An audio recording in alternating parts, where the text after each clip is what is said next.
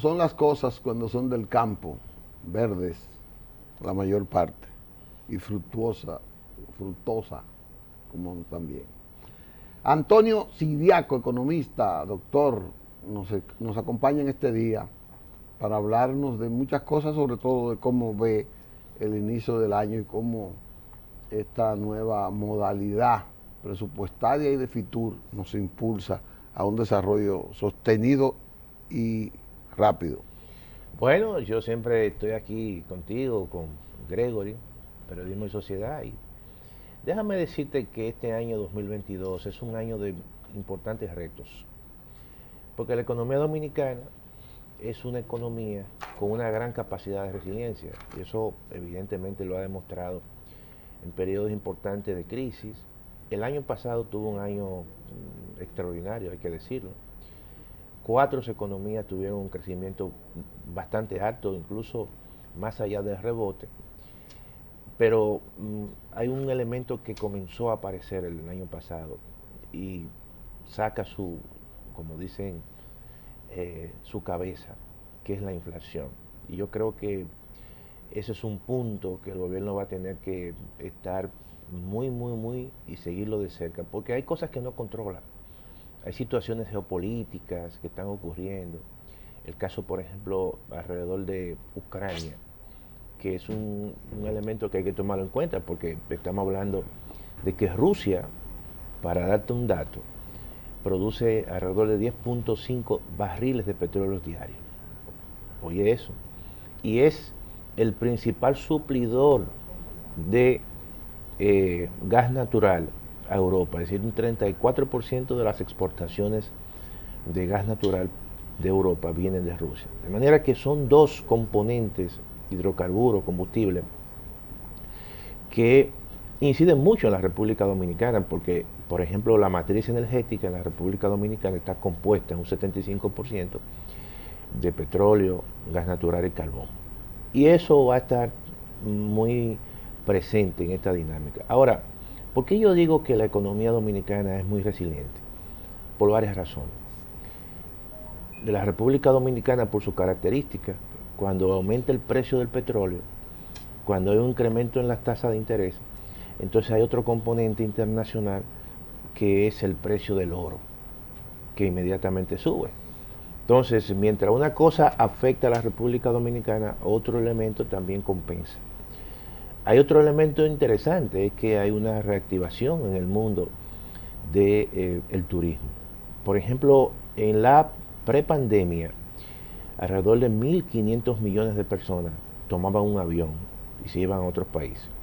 La pandemia hizo que 500 millones de personas, 500, dejaron de viajar.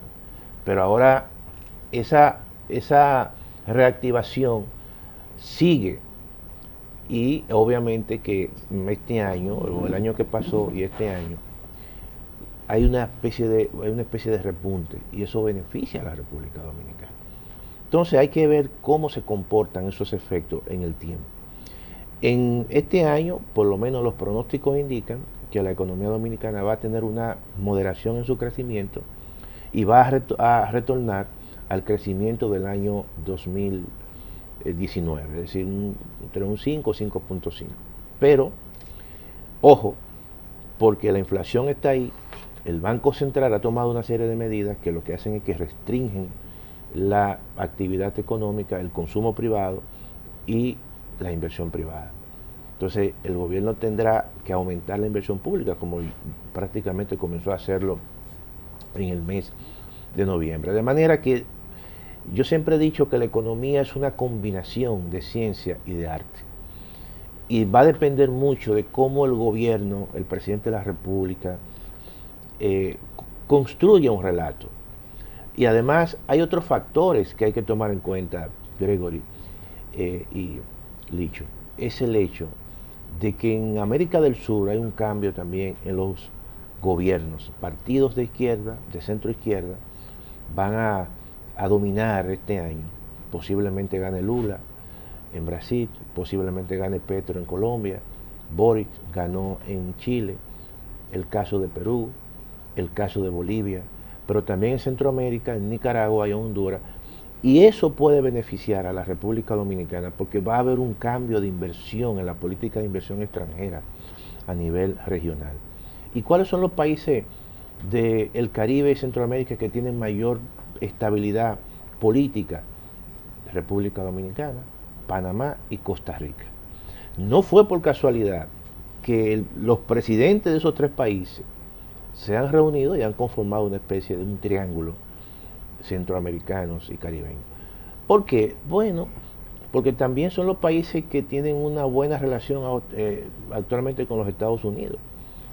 Y eso, en cierta manera, en esta situación, yo creo que le ha convenido, porque ya la República Dominicana toma partido y todas esas inversiones que quizás pudieran ir a Chile o a, no sé, Colombia o a Perú, quizás se desvíen y puedan venir a estos tres países. De manera que hay que ver, este es un año de retos. Muchas veces nosotros los economistas comenzamos a hacer proyecciones, pero en economía lo más importante es el diagnóstico, porque las proyecciones están sujetas a muchos elementos que tú no controlas. Entonces uno lo que hace son simulaciones de escenarios. Este éxito de Fitur que tuvo la República Dominicana, o este éxito de la República Dominicana en Fitur, eso se puede extrapolar hacia otra área de la economía. No, déjame decirte lo siguiente. La economía dominicana siempre ha sido un líder en Centroamérica. El 53% de la inversión turística que viene al Caribe viene a la República Dominicana. Pero no solamente en ese sector. Por ejemplo, el sector Zona Franca el año pasado tuvo un crecimiento extraordinario. ¿Tú sabes por qué? Porque en la medida que crece mucho la economía norteamericana, que terminó con un crecimiento de casi un 6% el año pasado. Y eso reactiva la demanda de todo tipo. Y las zonas francas en la República Dominicana generalmente tienen sus ventas, la hacen a Estados Unidos. Yo creo que en términos de inversión extranjera, la República Dominicana el año pasado recibió casi 3.000 millones de dólares en inversión extranjera. En ese sentido, yo creo que este es un país que se comporta para el tamaño de nuestra economía, es una inversión sustanciosa. Grandísimo. Este es un país que se comporta como un receptor de la inversión extranjera en el Caribe y Centroamérica. Mira, ayer yo estaba desayunando con un profesor de la Universidad de Costa Rica, que fue rector de la Universidad Nacional de Costa Rica y fue ministro de Trabajo. Y él me decía, precisamente ayer, porque él está aquí y estamos tratando de ver si armamos unos acuerdos, y él decía que está impresionado con la República Dominicana. A mí me sorprendió, porque nosotros siempre ponemos a Costa Rica o a Chile, y él decía que cuando él ve el desarrollo de la infraestructura en la República Dominicana, que ellos no lo tienen, en el transporte, por ejemplo, dice, bueno, pero ustedes tienen un metro al margen de todo, nosotros no hemos podido construir eso. Ustedes tienen hasta un teleférico, pero ustedes tienen una infraestructura vial impresionante. Entonces, cuando uno ve lo que países del área ven a la República Dominicana, bueno, uno se sorprende porque en cierta manera uno vive como si uno no se da cuenta porque en una isla, claro, en una isla. Y no ve el tamaño sí, no ve el tamaño. Entonces, yo lo que creo es que el gobierno tendrá que hacer este año, darle seguimiento a la inflación de Gregory Liche, porque eso sí genera mucho disgusto en la población, eso puede alterar tanto toda la paz política, porque comienzan los sectores a pedir demandas salariales. Claro, el presidente de la República es muy cercano a la gente y eso es muy importante. Eso se ha visto, por ejemplo, con el tema que ha estado en la palestra pública, el fideicomiso. O sea, de repente escuchó a la gente, mucha gente, bueno, vamos a revisar esto. Porque siempre en esos proyectos hay oportunidades de mejora. Y muchas veces tampoco tú te puedes buscar un problema innecesario. Correcto. Antonio, vamos a ver ese tema. Claro. Y cómo controlar estos precios? ¿Cómo el gobierno puede o controlarlos o explicarlos en esa parte, en el próximo segmento? Entonces, estamos conversando con Antonio Siriaco, vicedecano de la Facultad de Economía de la Universidad más vieja del Nuevo Mundo, la UAS, y también es aspirante a decano en estas elecciones que se avecinan. Con él volvemos en Periodismo y Sociedad.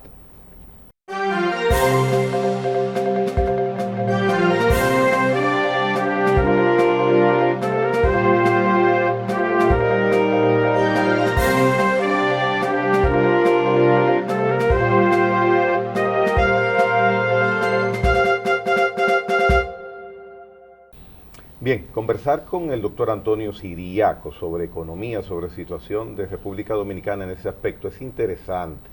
Y aprovecho para que usted me dé su parecer.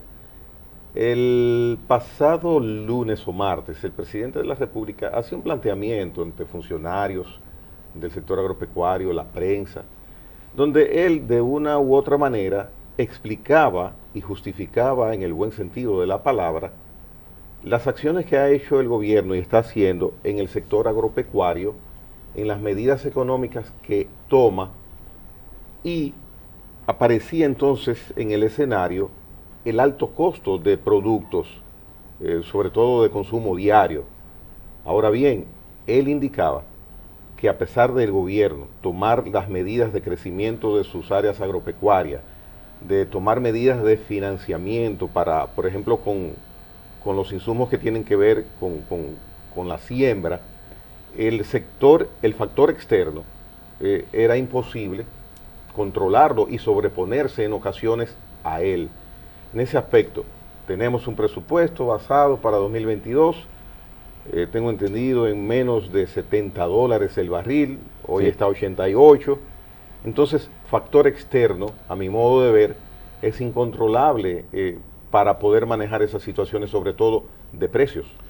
Mira, Gregory, el tema de la inflación importada es un tema de carácter mundial. En Estados Unidos, el año pasado, los niveles de inflación terminaron en un 7%. Eso no se había visto 40 años. ¿Por qué? Porque el tema de la pandemia ha dejado muchos cuellos de botella, muchos problemas. Mira, los mercados de trabajo en muchos sitios, la gente no quiere retornar, no quiere volver, por muchas razones. Porque a lo mejor anda buscando otro tipo de trabajo. A lo mejor se ha quedado con trabajos virtuales, con plataformas, en primer lugar.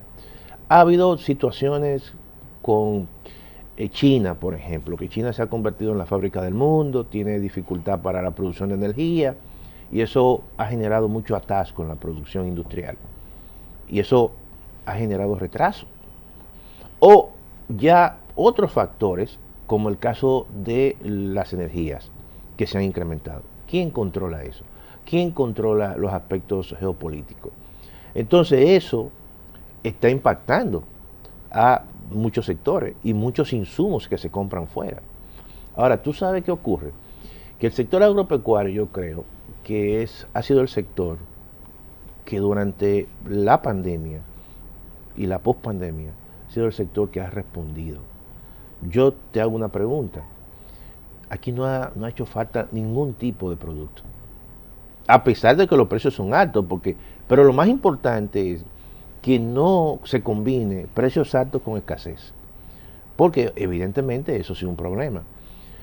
El sector agropecuario tiene que ser parte de la solución en estos procesos para mitigar el tema de la inflación.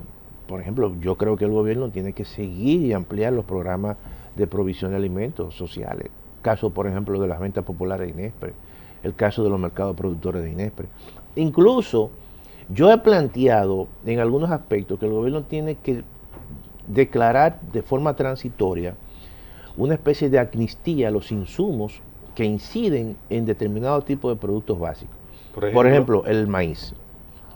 Que el maíz, si el maíz paga un 20% de arancel, yo le doy una amnistía temporalmente para que no pague arancel. y para que cuando llegue a la producción donde el productor agrícola de pollo, y cosas. Y cerdo, obviamente sea mucho más barato. O en las importaciones de harina de trigo o de trigo, para que el pan no suba. Eso es una forma de subsidiar. Y el gobierno va a tener que seguir subsidiando, quizás no en un monto, pero que sean focalizados los subsidios y que sean temporales.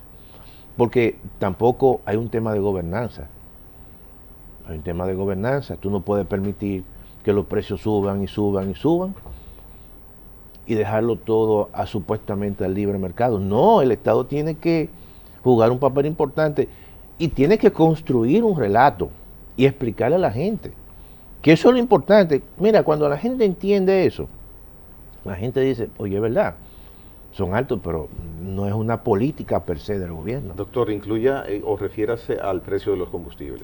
Y el precio de los combustibles tienen que ser también subsidiados. El presidente de la República dijo antes, en una entrevista que le hicieron, que no iba a haber subsidio, pero es que la realidad es muy fuerte. Bueno, ya llevamos algo más de 1.000 millones de pesos. Claro, que es la tendencia del año pasado. El año pasado se dio subsidio por algo de casi 14.000 millones de pesos. 1.000 y pico mensual. ¿Por qué? Porque hay una situación que tú no estás controlando. Cuando Putin hace así y se para como un macho, ¿verdad? Que parece un... Y ahora con un conflicto ahí. Con un conflicto que dice, no, es que no voy a permitir que la OTAN, que Ucrania pertenezca a la OTAN. Porque si permito eso, me van a poner ahí en la frontera, me van a poner bases militares. No, y el control y el control, claro, del gasoducto, todo eso. Entonces, ¿qué ocurre cuando solamente da una declaración? Que los precios se disparan. Por inseguridad. Por seguridad. Entonces, todo eso no solamente lo está viviendo la República Dominicana, eso lo están viviendo todos los países del mundo. Y eso, evidentemente, que afecta los mercados internacionales. Te sube el precio del gas, te sube el precio del petróleo, el carbón también, que está vinculante. No es fácil. El gobierno se comprometió a modificar la ley de combustibles el año pasado. Entiendo que por razones evidentes no se ha vuelto a tocar ese tema. ¿Qué opinaría usted sobre eso? Mira, ahí son muchas cosas que hay que hacer. Es cierto que hay que modificar la ley. Yo pienso que eso lo van a hacer, porque hay cosas ahí y márgenes que hay que reducir. Ahora, mira qué pasa con el caso de los combustibles. Yo lo que creo que también hay un problema de capacidad de almacenamiento. Por ejemplo, y lo voy a poner simple. Supongamos que tú tienes un negocio, un gran comerciante en el mercado de Villaconsuelo, y tú tienes muchos almacenes. Esa capacidad que tú tienes de almacenamiento te permite a ti, Gregory, que cuando un producto esté barato, de gran demanda, ¿qué tú haces? Que tú lo compras y lo almacenas, ¿verdad que sí? Y de repente, si el producto sube mucho, tú puedes incluso tener una ventaja con respecto a tus competidores, o lo vendes igual, porque compraste ese producto barato, o tú lo subes y te va a ganar un margen. Entonces, claro, el gobierno, si tuviese una gran capacidad de almacenamiento, cuando los precios del petróleo están baratos, compra petróleo barato y lo puede almacenar y evitar que cuando suban, entonces subir el precio. Como tenemos una baja capacidad, y por eso es que los precios se fijan semanalmente, no es por otra cosa, es porque hay poca capacidad de almacenamiento, y entonces tú tienes que vender de manera en volumen. Entonces, esa situación no le permite al gobierno sencillamente jugar con los precios, en la formación de precios. Porque inmediatamente cuando los precios suben, tiene un petróleo alto ahí. Y así, eso es un elemento que hay que pensarlo, al margen de el hecho de que hay que modificar los márgenes de comercialización. Hay que tratar, evidentemente, de que esa fórmula sea modificada, y eso tú tienes que sentar a los actores ahí en ese sentido. Hay una brechita con el ad valorem que es apenas un 10%. No, y está el tema de los impuestos, porque, por ejemplo, por cada galón que tú compras, tú estás pagando casi un 40% de impuestos. Entonces ahí también tú puedes jugar. Pero eso también forma parte de las recaudaciones.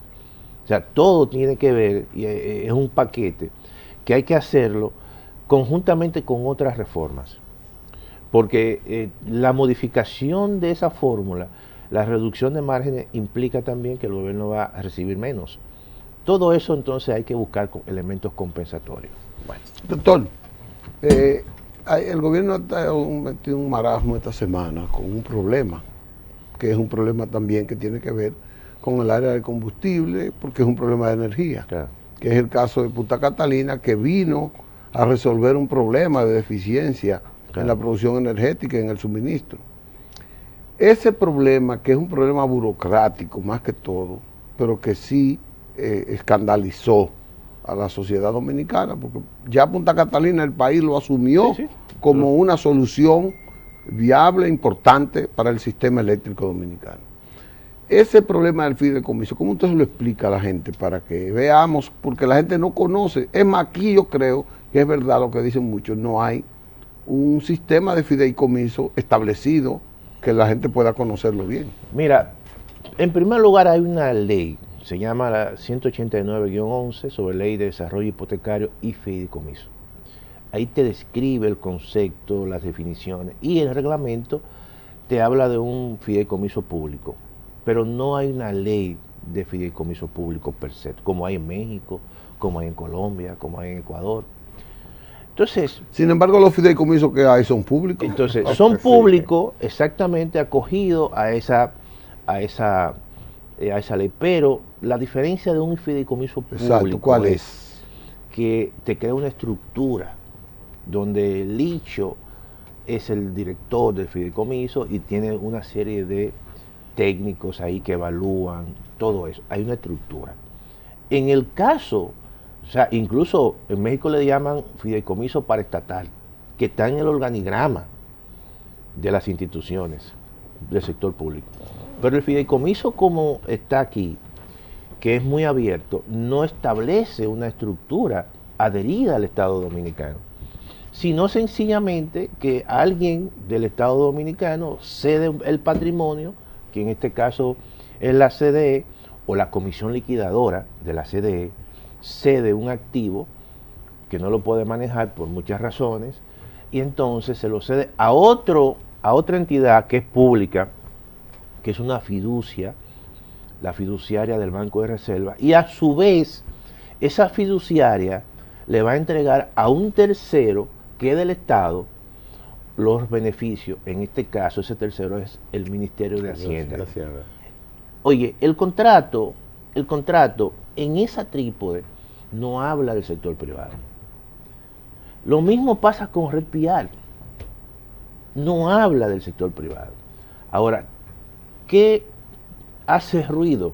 Que fue lo que yo he dicho, pero es innecesario hacer eso.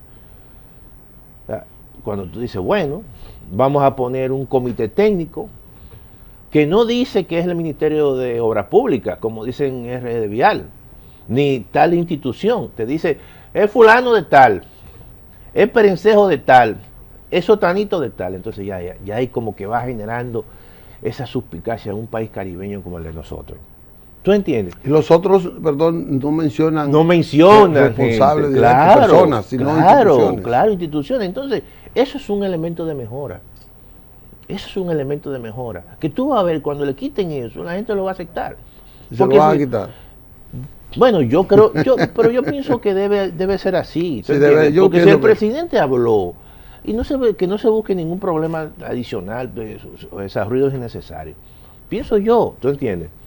Entonces, ahí viene el primer ruido. Segundo, bueno, que te dice, ellos tendrán la potestad de permitir un fideicomitente, un socio privado adherente.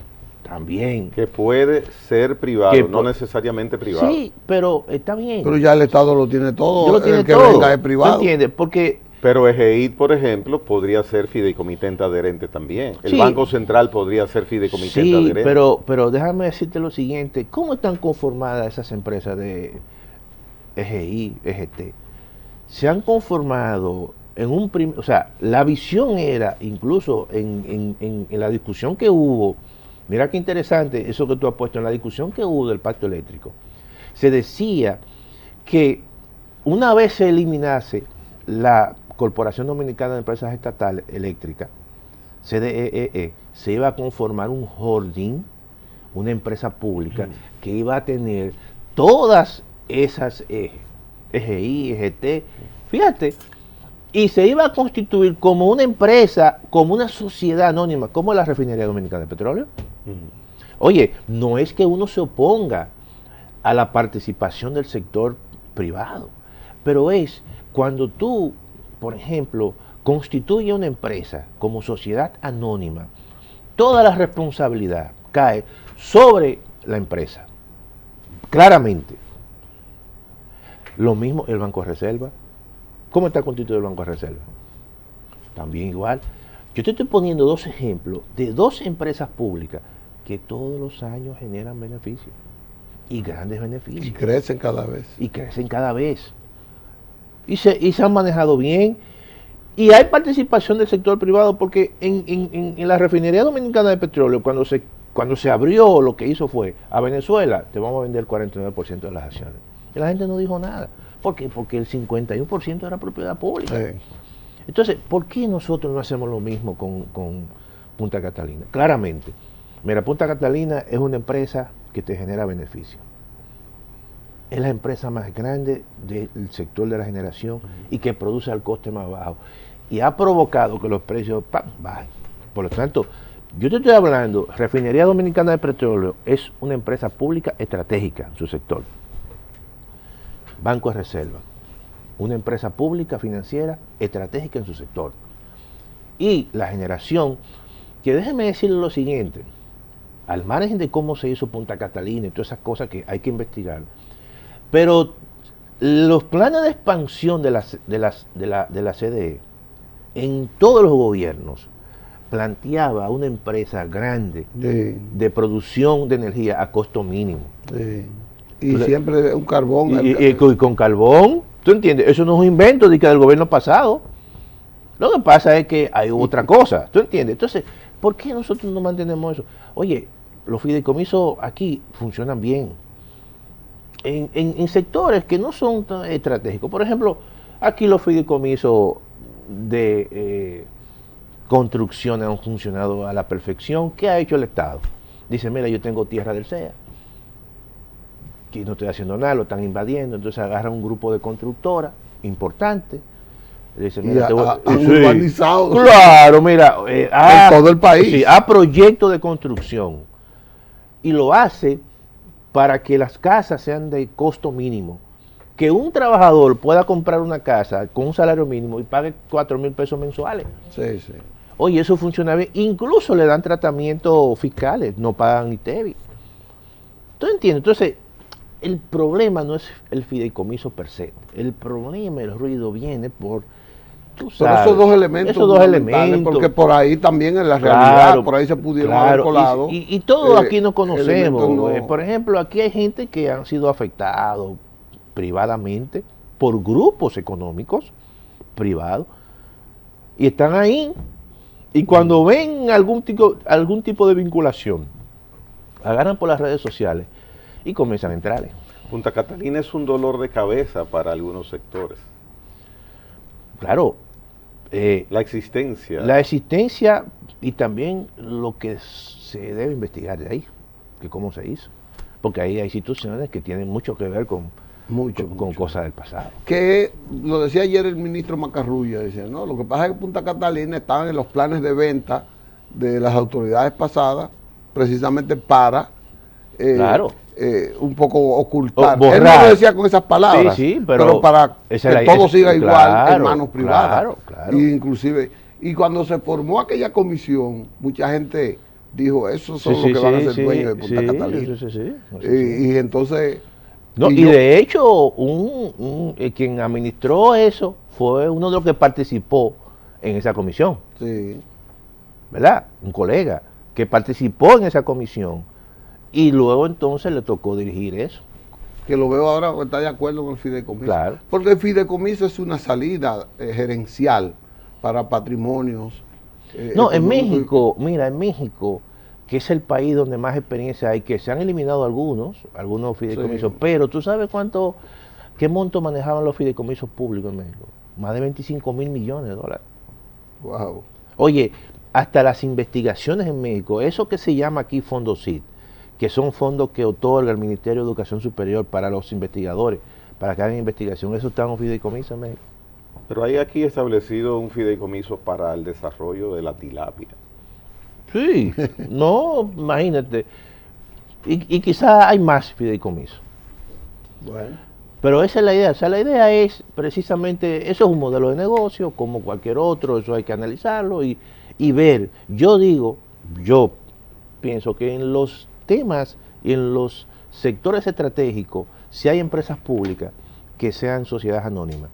¿Por qué? Para concluir. Porque las sociedades anónimas te permiten a ti emitir acciones, ofertas públicas. Y por ejemplo, tú te imaginas que se haga una sociedad anónima, Punta Catalina, que genera 300 millones de dólares de beneficio al año. Y Gregory y Siriaco y Licho pueden comprar una acción. Como tú puedes comprar una acción de Microsoft. Es parte del desarrollo. Claro, y además te profundiza el desarrollo de los mercados de capital en la República Dominicana. Pero esa parte es la que la opinión pública no quiere, que haya asociados en cuotas con Punta Catalina. Que en cuotas elevadas, porque el sector privado es así. Señores, este es un tema emocionante por lo novedoso y por lo que profundiza las divisiones sociales dentro de nuestra economía. Sí. Esa es. Pero el doctor Siriaco ha venido a describirnos parte de lo que nosotros tenemos que resolver en el país. O sea que ha hecho un buen programa y se lo agradecemos, esa disposición que presenta siempre para acudir a nuestro llamado. Él ha estado con nosotros, el doctor Antonio Siriaco, economista, decano de la Facultad de Humanidades de la UAI, aspirante a decano. Mañana tendremos otro programa. Gracias a ustedes por la sintonía y por esta calidad de servicio que nos brindan a través de su pendencia. Hasta mañana, si Dios quiere.